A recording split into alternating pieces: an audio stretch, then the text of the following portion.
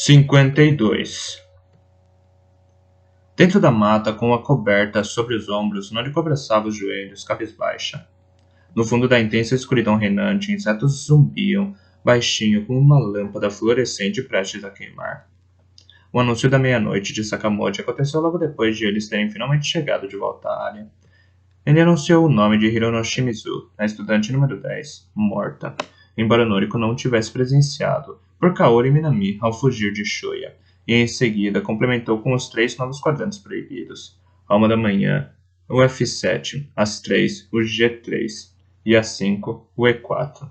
O setor de Noriko e Shogo, C3, ficou de fora. Não houve menção ao nome de Shoya, mas 10 ou 12 minutos depois ouviu-se de novo o som de tiro à distância e os disparos da tal metralhadora. O coração de Noriko apertou. O barulho continuou. O som inconfundível era o da metralhadora de Kazuo Kiriyama, a menos, é claro, que outra pessoa estivesse de posse de arma idêntica. Isso foi o bastante para conduzir à terrível conclusão de que Shoya tinha sido seguido por Kazuo. Antes que Noriko pudesse mencionar isso a Shogo, porém, aconteceu uma incrível explosão. A granada de mão que eles encontraram quando lutavam com Kazuo não era nada comparado àquilo. Então, depois desse som, ouviu-se o ruído fraco da metralhadora. Rumou 2 vezes. Depois disso, Rayleigh voltou a mergulhar no silêncio. Mesmo Shogo parecia surpreendido pelo som. Ele entalhava um objeto em formato de flecha com seu canivete, quando de repente parou e declarou: Vou dar uma olhada. Não saia daqui. E caminhou para fora da mata. Ele logo voltou e informou: Um prédio está em chamas do lado leste. Noriko começou a perguntar: Poderia ser? Mas Shogo balançou a cabeça e disse: É muito mais ao sul de onde nos deparamos com o caso. Shui escapou para o lado da montanha. Logo, não pode ser ele. De qualquer forma, vamos esperar Shui voltar. Noriko sentiu-se aliviada por um momento, mas quase uma hora se passou desde esse momento e Shui ainda não regressava. Noriko restendeu o pulso sob um raio de luar do tamanho de uma moeda transpassando os galhos e olhou o relógio. Era 1h12 da manhã. Ela repetia o gesto como se fosse um ritual mágico.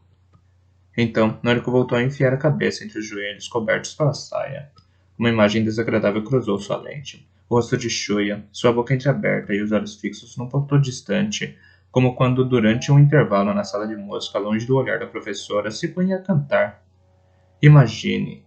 Shuya afirmou que era um clássico do rock, mas em sua testa via-se um ponto distante negro similar aos usados pelos fiéis hindus. Sem aviso prévio, um líquido vermelho começou subitamente a jorrar para fora do ponto.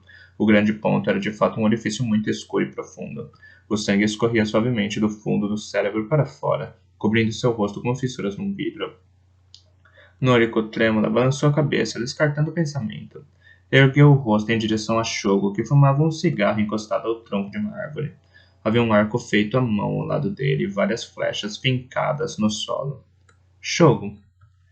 Ele, que parecia uma silhueta, provavelmente por causa da escuridão, retirou da boca o cigarro e pousou o punho sobre o joelho levantado. O que foi? Shui está demorando muito. Ele pôs de novo o cigarro na boca. A ponta avermelhou, iluminando bem pouco seu rosto inexpressivo. Noriko se impacientava. O rosto de Shogo voltou a se tornar sombrio e a fumaça saía de sua boca. Tem razão. Seu tom sereno também a irritava. Então Noriko se lembrou de como ele ajudou Shuya e a ela mesma várias vezes, por isso se conteve. Algo deve ter acontecido. Possivelmente. O que você quer dizer com possivelmente? A silhueta de Shogo ergueu os braços. O cigarro aceso mudou de posição. Calma. Há pouco era sem dúvidas a metralhadora de Kazuo. A menos que eles tenham fornecido uma metralhadora idêntica a mais alguém. E considerando como a explosão ocorreu lá, isso significa que Kazuo está lutando com alguém que não era Shuya. Ele escapou de Kazuo, tenho certeza. Mas então por que ele... Shogo interrompeu. Ele deve estar escondido em algum lugar, ou pode ter se perdido. Ela balançou a cabeça. Ele pode estar ferido, ou mesmo... Ela sentiu um calafrio descer a espinha e não conseguiu terminar a frase. A imagem de Shuya com uma teia de aranha vermelha no rosto e a boca entreaberta lhe atravessou a mente. Shuya pode ter escapado de Kazuo, mas poderia estar mortalmente ferido. Poderia estar morrendo naquele momento. Mesmo se não fosse esse o caso, poderia ter sido atacado por alguém enquanto corria pelas montanhas, ou ter caído inconsciente em algum lugar. E se isso acontecesse num quadrante proibido, ele acabaria morrendo.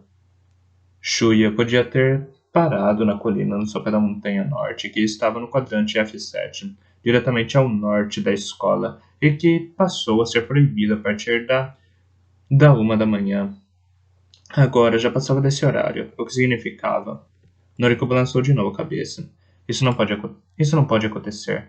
Shuya não pode morrer. Porque Shuya é como um homem sagrado com uma guitarra. Ele é muito gentil, solidário, sempre com um sorriso tranquilizador, íntegro, transparente e inocente, mas também persistente. Ele é meu anjo da guarda, alguém assim não pode morrer. Não é possível que ele esteja... Mas... Shogo disse, com calma. Ele tanto pode estar como pode não estar. Noriko girou o pulso e nervosamente verificou de novo seu relógio. Ela moveu sua perna dolorida e aproximou-se de Shogo. Apertou entre as suas a mão esquerda de Shogo, que ele pousara sobre os joelhos. Por favor, não podemos ir procurar por ele? Você viria comigo? Não posso fazer isso sozinha. Por favor. Shogo não disse nada. Ele apenas levantou a mão esquerda, devagar, devolvendo as mãos de Noriko às coxas dela, e dando um leve tapinha nelas. Não podemos. Mesmo se você insistir em ir sozinha, vou impedi-la de fazer isso. Caso contrário, estarei quebrando minha promessa a Shuya de cortar direitinho de você. O grande risco que ele assumiu por nós teria sido em vão. Ela o fitou, mordendo o lábio inferior. Não me faça essa cara. É duro ver um rosto assim numa garota. Shogo coçou a cabeça com a mão que segurava o cigarro e depois disse. Você gosta de Shuya, certo? Ela balançou a cabeça afirmativamente, sem vacilar. Shogo balançou de volta, dizendo... Então vamos respeitar os desejos dele. Ela mordeu outra vez o lábio, mas então abaixou a cabeça e concordou. Tudo bem. Só podemos esperar, não é? Isso mesmo. Depois de permanecerem ambos em silêncio por um tempo, Shogo perguntou. Você acredita em sexto sentido? O tema foi tão inesperado que Noriko arregalou os olhos. Será que ele estava tentando distraí-la, desviando a conversa para outro assunto? Bem, um pouco, mas não sei realmente. E você, acredita? Ele amassou o cigarro no chão antes de dizer. Nem um pouco. Bem, não creio que seja importante, no final das contas. Toda essa história de fantasmas, vida após a morte, força cósmica, sexto sentido, previsão do futuro e poderes paranormais. É coisa de tolos que evitam a realidade por serem incapazes de enfrentá-la. Sinto muito. Você disse que acreditava um pouco. Essa é apenas a minha opinião, mas... Ela olhou nos olhos dele. Mas às vezes, sem razão aparente, tenho convicção sobre coisas ainda incertas. E por algum motivo, nunca estive errado quando isso acontece. Noriko permaneceu calada, olhando para Shogo. Ele disse. Shuya ainda está vivo. Ele voltará. Estou certo disso. O rosto de Noriko de repente relaxou. Devia ser tudo invencionice de Shogo, mas mesmo assim, ela estava feliz por ele ter dito. Por ele ter dito isso. Obrigada, ela disse. Você é gentil, Shogo. Ele balançou os ombros. Apenas estou lhe dizendo como eu me sinto. Shuya é um cara sortudo. Ela olhou para ele. Hã? Sortudo por ter alguém que o ama tanto. Ela sorriu levemente. Bem levemente. Você está enganado. O quê? É um amor não correspondido. Shuya gosta de outra pessoa. É uma linda garota. Não me comparo a ela. Sério? Ela olhou para baixo e balançou a cabeça, confirmando. Ela é realmente fantástica. Não saberia descrevê-la. Transmite integridade, por isso é muito bonita. Tenho ciúmes, mas posso entender o porquê. De Shuya se sentir tão atraído por ela. Shogo deu de ombros e disse. Não sei, não. Ele girou seu isqueiro várias vezes e acendeu outro cigarro, complementando. Acho que Shuya gosta de você agora. Ela balançou a cabeça de leve para os lados. Acho que não. Quando ele voltar, Shogo sugeriu, sorrindo. Você deveria dar uma dura nele por te deixar tão preocupada. Ela sorriu outra vez. Shogo soltou fumaça do cigarro. Agora se deite. Você ainda não está recuperada. Quando estiver com vontade de dormir, é melhor não resistir. Vou ficar acordado a noite inteira. Se Shuya aparecer, eu direi a ele para acordar a princesa com um beijo. Ok, Noriko sorriu. Obrigada. Ela esperou ainda sentada uns 10 minutos e depois se enrolou no cobertor e virou de lado. Porém, não conseguiu dormir. Restam 17 estudantes.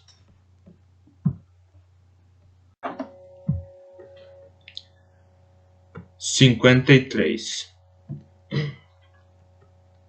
Hiroki Sugimori estava exausto, porém era natural estar cansado, pois estava caminhando sem parar desde o início do jogo. Mas a cada 6 horas, quando ouviu o anúncio de Sakamoto com o relatório do número de mortos, seu nível de exaustão se intensificava como se galgasse uma escada. Agora restavam apenas 20. Não, até onde ele sabia, agora o número tinha caído para 17. Era difícil de acreditar, mas Shinji Mimura estava morto. Assim como Yuta Kaseto e Keita Hijima. Depois de deixar o grupo de Shuya na clínica, Hiroki foi para a costa noroeste da ilha, ainda inexplorada por ele. Então voltou. Então, pouco depois das 11 da noite, ele ouviu o forte tiroteio e, acompanhando o som, voltou um pouco mais para leste da área central da ilha. Mas o ruído parou antes de Hiroki chegar lá, por isso ele não pôde descobrir nada. Então veio o anúncio da meia-noite, e os novos quadrantes proibidos foram divulgados. Hiroki decidiu vasculhar cada um deles. Então logo entrou no setor, ao norte da escola, o F7, que estaria proibido a partir de 1 da manhã. Ele ouviu um tiro e logo depois, outra vez, o som familiar da metralhadora, por estar no alto da montanha, olhando a área plana abaixo. Hiroki viu repetidos flashes parecendo sair de um cano de arma, no campo imediatamente a oeste da área residencial. Enquanto ele descia a costa nessa direção, ouviu uma explosão de estourar os tímpanos. O céu noturno, visto por entre as árvores, por um instante pareceu se iluminar. Então ele ouviu o ratatatatá ao chegar ao sopé da montanha. Justo no local onde viu a luz bruxuleante dos flashes, um prédio ardia em chamas. E Hiroki supôs que o inimigo com a metralhadora ainda estivesse lá, mas, assim como ocorreu com Megumi Eto, ele teria que confirmar o que havia acontecido. Hiroki avançou com cautela através do campo. Ali, onde ainda havia fogo, Hiroki se deparou com o corpo de Shinji Mimura. A área brilhava nas chamas. O grande prédio, parecido com um armazém, provavelmente o que explodiu, estava destruído. Shinji jazia de bruços em frente de uma caminhonete no estacionamento, ao lado do armazém, onde destroços de tamanhos variados estavam espalhados por toda parte. Seu corpo estava crivado de balas. Bem a seu lado, Hiroki encontrou os corpos de Yuta Kaseto e Keita Hijima, cobertos pelos destroços. Não havia traço do atirador com a metralhadora que lutou com Shinji, mas Hiroki pensou que alguém possivelmente jogando o jogo logo apareceria. Portanto, mais que depressa, se afastou da área. Somente depois de cruzar a estrada que cortava a ilha longitudinalmente e entrar na planície ao sopé da montanha sul, ele refletiu sobre a morte de Shinji Mimura. Era algo inacreditável para Hiroki, que o conhecia muito bem. Soava ofensivo agora, mas ele sempre achou que Shinji fosse imortal. Hiroki frequentou a escola de artes marciais local e aprendeu a lutar, mas no final era tudo uma questão de técnica. Não se comparava à capacidade física inata de Shinji, mesmo que Hiroki lutasse de acordo com as regras das artes marciais com as quais estava acostumado, e mesmo sendo 10 centímetros mais alto que Shinji, não se achava páreo para ele. Além disso, Shinji era muito mais inteligente, mesmo que não pudesse escapar do jogo, embora ele considerasse haver grande possibilidade. Hiroki acreditava piamente que ninguém seria capaz de matar Shinji, e mesmo assim, o atirador conseguiu de algum jeito fazer isso. Porém, ele não podia pensar em velar o corpo de Shinji. O que importava agora era encontrar Kayoko, e logo, se o atirador a encontrasse antes, uma pessoa como ela seria morta instantaneamente. Como o quadrante G3 proibido a partir das 3 da manhã estava localizado ao lado norte do pico da montanha sul, Hiroki decidiu caminhar até ele. Ele tinha vagado várias vezes por essa montanha. O corpo de Takakotigo-Saha ainda jazia no setor H4, logo antes de entrar na região do G3. Ele não pôde sequer enterrá-la, apenas fechou seus olhos e cruzou os braços dela sobre o peito. A área ainda não era um quadrante proibido. Conforme avançava com cautela na escuridão, Hiroki pensou vagamente. Que horrível de minha parte. Não fui capaz sequer de permanecer ao lado de minha amiga de infância mais íntima. Devo ter cruzado com ela sem vê-la ao me dirigir ao quadrante G3. Perdoe-me, Takako. Ainda preciso resolver uma coisa. Neste momento, tenho que encontrar Kayako Kotohiki. Por favor, me perdoe. Então, algo mais lhe ocorreu. Tinha a ver com Yutaka Seto. O número de Yutaka na turma era o seguinte ao dele. Portanto, Yutaka saiu da escola logo depois de Hiroki. Porém, Hiroki ainda estava conferindo o local, concentrado em procurar um esconderijo que lhe desse uma visão clara da saída da escola. E quando percebeu que Yutaka havia desaparecido, decidindo que Takako seria sua prioridade, Hiroki deixou Haruka Tanizawa, a estudante número 12, e Yuichiro Takiguchi, o estudante número 13, passarem. Mas apesar de sua cautela extrema com o aparecimento surpresa de Yoshio Akamatsu, Hiroki foi tomado de pânico suficiente para perder Takako de vista. Yutaka conseguiu se reunir com seus amigos Shinji, Mimura e Keita Ijima, mas tanto Yutaka quanto Shinji estavam mortos agora. Preciso me apressar, ele pensou. Não posso deixar Kayako morrer. Ele parou ao lado de uma árvore com poucos galhos e conferiu outra vez o detector em sua mão esquerda, com a lua fornecendo a única fonte de luz. Era difícil visualizar a tela de cristal líquido, mas ele apertou os olhos como vinha fazendo havia algum tempo e distinguiu os traços delicados exibidos pelas partículas de cristal. Nada mudou na tela. A única marca de estrela era aquela indicativa de sua própria posição. Hiroki soltou um leve suspiro. Será que eu devia gritar, chamando Kayako? Várias vezes, Hiroki pensou em fazer isso. Mas acabou desistindo. Quando encontrar o Takako, foi tarde demais. O que poderia fazer para que não acontecesse de novo? Não, isso não funcionaria. Ele não poderia. Primeiro, não havia garantia de que Kayako respondesse ao seu chamado. De fato, ela poderia até mesmo fugir. Além disso, embora Hiroki não se importasse com alguém vindo atrás dele assim que gritasse o nome dela, se Kayako desse ao mesmo tempo, ela poderia acabar se tornando um alvo fácil. No final, ele poderia contar apenas com um detector simples fornecido pelo governo, e sem esse equipamento sua situação seria ainda pior. Ele odiava o governo por tê-los lançado naquele jogo estúpido, mas era obrigado a admitir que se beneficiava do dispositivo. Corno era mesmo que denominado. Como era mesmo que se denominavam isso? Uma pequena sorte em tempos difíceis, ou mais provavelmente, estar agradecido em meio à indignação? Hiroki atravessou uma colina baixa coberta por arbustos e chegou a uma leve inclinação pontilhada de árvores. Ele sabia que logo estaria entrando no quadrante H4, onde Takako jazia em paz. Hiroki levantou o detector, movendo-o devagar para que a luz do luar se refletisse na tela. Ele viu uma imagem dupla embaçada da marca da estrela, indicando sua posição no centro do monitor. Ah não, estou tão cansado que minha visão está esquisita agora. Hiroki ainda olhava para baixo quando se deu conta de que estava enganado. Ao mesmo tempo, girou o corpo e agitou o bastão que segurava na mão direita. Seguindo a técnica das artes marciais que aprendeu em detalhes, seu balanço elegante traçou um arco gracioso. O bastão bateu com força no braço da pessoa de pé atrás dele. Ela gemeu e deixou cair a arma apontada para Hiroki. Alguém postou-se às suas costas. Alguém postou-se às suas costas quando ele se descuidou por um breve momento. A pessoa correu para recolher a arma no solo. Hiroki impulsionou o bastão na frente dela. Ela paralisou e retrocedeu, cambaleante. Hiroki a viu. Primeiro era apenas o terninho de marinheiro. Depois, o lindo rosto iluminado pelo luar. O rosto angelical e amoroso. Não havia dúvidas. O rosto que, logo depois de ele ter deixado a escola, enquanto ainda não tinha encontrado um esconderijo, estava à espreita num canto do campo de atletismo. Hiroki vislumbrou quando saía do prédio da escola. O rosto de Mitsuko Soma, a estudante número 11. Mitsuko de súbito levantou ambas as mãos diante do rosto e foi para trás. Por favor, não me mate, não me mate, berrou.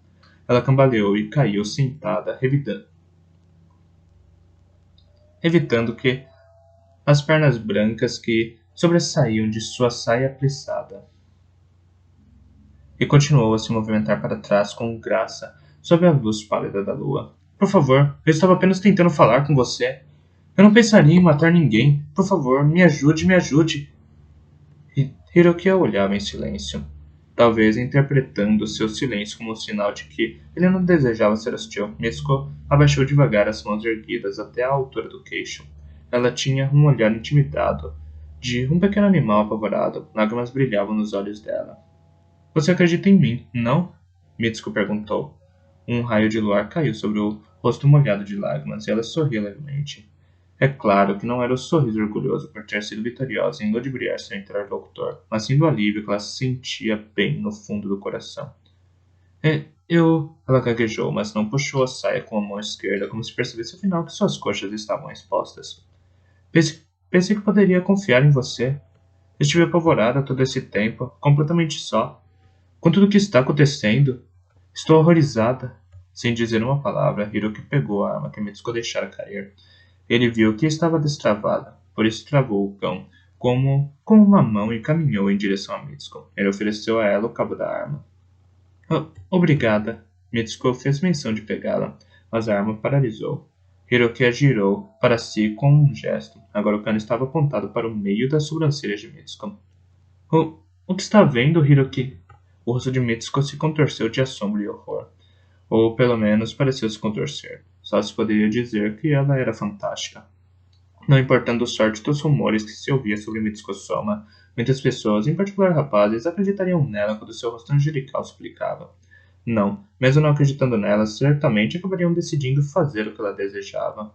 Se não tomasse cuidado, Hiroki também seria um deles, ainda mais porque a situação dele era um pouco especial. Acabe com essa farsa, Mitsuko, Hiroki disse, empunhando a arma. Ele se manteve ereto. Eu estive com Takako antes de ela morrer. Ela ergueu para ele os olhos trêmulos de formato perfeito. Mesmo se por dentro se arrependesse de não ter acabado com Takako, ela não mostrava nenhum tipo de pesar. Ela apenas conservava a expressão apavorada, uma expressão que clamava por compreensão e proteção. Não. Aquilo foi um acidente. Claro que eu vi alguns dos outros, mas quando encontrei Takako, foi ela. Ela tentou me matar. Essa arma é na realidade de Takako. Por isso eu... Hiroki destravou de novo a Colt 45 com um clique.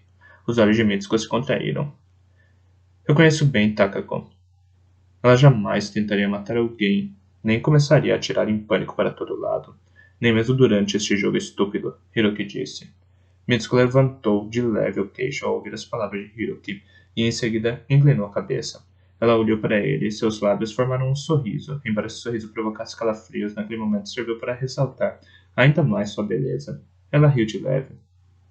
Eu jurava que ela tinha morrido na hora, disse. Hiroki não respondeu e manteve a arma apontada para ela. Ainda sentada, Mitsuko segurou a beira da saia com o polegar e o indicador esquerdos e a subiu devagar, exibindo mais uma vez suas pernas brancas atraentes. Hiroki a olhava. Que tal? Se me ajudar, eu te deixo fazer o que quiser comigo. Não sou má, sabia? Hiroki permaneceu imóvel, de arma em punho. Ele fixou o olhar atentamente no rosto dela. Ou talvez não, Mitsuko disse num tom leve. Claro que não. Quer dizer, eu te mataria no momento em que se descuidasse. Além disso, você não transaria com a garota que matou sua namorada, correto? Ela não era minha namorada. Mitsuko voltou a olhar para Hiroki. Era minha melhor amiga, Hiroki acrescentou. Ah, é? Mitsuko ergueu a sobrancelha. Por que não atira em mim? É algum tipo de feminismo? Não pode atirar em mulheres? Seu rosto de suprema autoconfiança continuava lindo. Era totalmente diferente do de Takako, cuja beleza graciosa se semelhava à de uma deusa da guerra da mitologia greco-romana. Uma feiticeira adolescente, se existisse, seria sem dúvida como ela. Mitsuko é esprevitada, cândida, angélica, mas completamente fria. Sob a luz do luar, o fundo de seus olhos estava repleto de uma luz gélida. Hiroki se sentiu tonto. Como? Ele sentiu a própria voz rouca. Como você pode matar alguém com tanta facilidade? Seu tolinho, Mitsuko disse. Ela soava como se não se importasse nem um pouco com a arma apontada para sua testa. Essas são as regras do jogo. Hiroki contraiu os olhos e balançou a cabeça. Nem todos estão jogando. Mitsuko inclinou de novo a cabeça. e um pouco depois chamou o nome dele com um sorriso habitual. Hiroki. Soava verdadeiro e amistoso, do jeito que uma garota sentada ao lado do garoto de quem gosta o chamaria, tentando puxar conversa antes de as aulas da manhã começarem. Você é com certeza uma boa pessoa, Hiroki, ela disse. Sem entender, Hiroki franziu a testa. Devia estar boquiaberto. Mitsuko prosseguiu no tom leve como se cantasse. Boas pessoas são boas em vários aspectos, mas mesmo pessoas boas podem se tornar más em algum momento. Ou pode ser que acabem boas durante a vida toda. Talvez você seja uma delas. Mitsuko afastou os olhos de Hiroki e depois balançou a cabeça. Mas isso não importa. Apenas decidi passar para o lado de quem domina, do que me deixar dominar. Não há argumento se há algo bom ou ruim, certo ou errado. É apenas o que quero fazer. Os lábios de Hiroki tremeram e se contraíram, tremulando sem controle. Por quê? Mitsuko voltou a sorrir. Não sei. Mas se precisasse dar uma explicação... Bem, ela olhou para Hiroki diretamente nos olhos antes de prosseguir. Foi estuprado aos 9 anos. 3 caras, um de cada vez. 3 vezes cada. Ah, espere. Um deles deve ter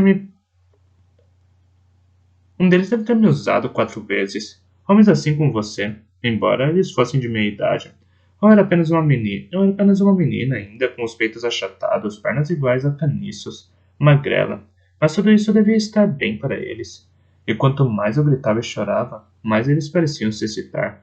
Portanto, mesmo agora, quando transo com um desses pervertidos de meia idade, finjo chorar. Hiroki sentiu um arrepio ao olhar o rosto sorridente de Mitsuko, apesar de tantas revelações de uma só vez. Ele se chocou com a história. Hiroki devia estar prestes a dizer algo, mas antes de poder fazer isso, uma luz prateada se iluminou nas mãos de Mitsuko. Hiroki percebeu, afinal, que ela levou a mão direita às costas, mas aí a faca de mergulhador de lâmina dupla, a arma que era de Megumi-Eto, estava cravada no ombro direito dele. Hiroki soltou um gemido e, embora ainda empunhasse a arma, cambaleou para trás de dor. Aproveitando a deixa, Mitsuko instantaneamente se levantou, passando ao lado de Hiroki. Correu para dentro do bosque atrás dele. Hiroki rapidamente olhou para trás e a viu por um instante, mas ela logo desapareceu na escuridão. Apesar de saber que se não matasse Mitsuko Sonagora, Kayako Kotohiki poderia ser a seguinte a cair na lábia dela. Hiroki foi incapaz de segui-la. Em vez disso, olhou para a escuridão por onde Mitsuko desapareceu, enquanto pressionava com a mão esquerda o ombro direito de onde o sangue da punhalada começava a escorrer por seu casaco da escola. É claro que Mitsuko podia ter inventado toda aquela história apenas para surpreendê-lo, mas Hiroki não podia acreditar nisso. Mitsuko provavelmente lhe contou a verdade, e ele ouviu apenas uma parte da história. Hiroki se espantou ao ver como uma estudante do 9º ano do ensino fundamental, assim como ele, podia se tornar tão cruel e calculista. Ela adquiriu a psique de um adulto pervertido. Não, não seria isso. Seria mais correto dizer que se tratava da psique de uma criança pervertida. O sangue escorria por dentro de sua manga, chegando até a Colt 45, de cujo cano começava a gotejar, formando uma linha fina. E era absorvido em ruído pelas folhas bolorentas amontoadas aos pés dele. Restam 17 estudantes.